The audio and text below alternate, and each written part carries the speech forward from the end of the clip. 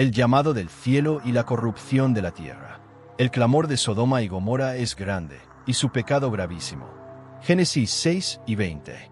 Hay historias que nos tocan, otras que nos hacen pensar, pero hay algunas que nos sacuden el alma. Sodoma y Gomorra no son solo relatos antiguos. Son reflejos proféticos de lo que ocurre cuando una civilización elige vivir sin Dios. En los días de Abraham, estas ciudades eran centros de riqueza, comercio y poder. Situadas en el valle fértil del Jordán, ofrecían lo que muchos pueblos ansiaban: alimento abundante, entretenimiento, comodidad y libertad para hacer lo que quisieran sin límites. Pero mientras la tierra daba frutos, el corazón del pueblo se marchitaba. Se había perdido el sentido de la compasión. Se rechazaba al extranjero. Se ignoraba al pobre. Se celebraba el exceso. Se normalizaba la perversión. Las leyes humanas sustituían a la ley divina. El clamor de los oprimidos, de los niños abusados, de las mujeres humilladas, de los ancianos olvidados, llegó hasta el cielo. Y Dios lo escuchó, porque el cielo siempre escucha el grito de los inocentes. Abraham, el amigo de Dios y padre de una promesa. En una tienda sencilla, bajo el calor del desierto, vivía Abraham, un hombre apartado, distinto a los demás. Él no buscaba riquezas, ni fama, ni placeres. Buscaba una voz, una presencia, la de Dios. Dios lo había llamado años atrás, sacándolo de Ur de los Caldeos, una ciudad idólatra y opulenta, para hacer de él una nación que bendijera a todas las demás. Abraham caminaba por fe, sin saber a dónde iba, sin tierra, sin hijos, pero con una promesa ardiente en su corazón. Cerca de él vivía su sobrino Lot, a quien había criado casi como a un hijo. Lot era un buen hombre, pero codicioso.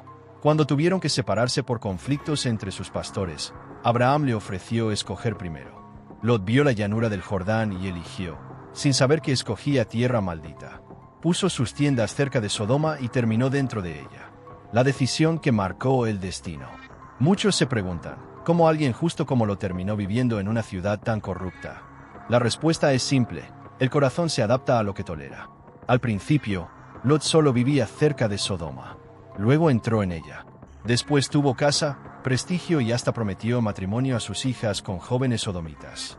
Lot no era malvado, pero se contaminó con lo que aceptó en silencio. Y su alma, aunque no participaba directamente del mal, lo permitía a su alrededor. Era un justo dormido en medio de un pueblo enfermo. Este detalle es clave hoy, porque muchos en España dicen: yo no hago daño a nadie. Mientras no me afecte, que cada uno haga lo que quiera. No me meto en política ni religión. Pero el silencio de los justos es el eco de los impíos. La visita de los tres. Una tarde, Abraham tuvo una experiencia divina. Vio a 3 hombres venir hacia él. No eran viajeros comunes, eran el Señor y 2 ángeles. Los atendió con humildad, les dio agua, comida y descanso.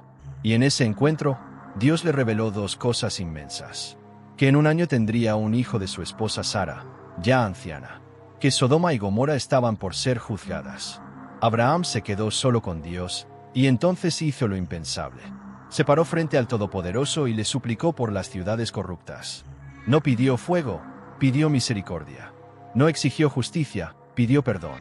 Porque cuando amas a Dios, amas también a los que no lo conocen, y ruegas por ellos. El diálogo de la intercesión.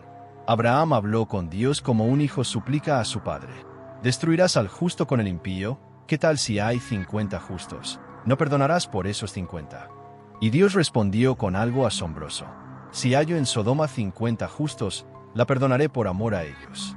Abraham siguió bajando.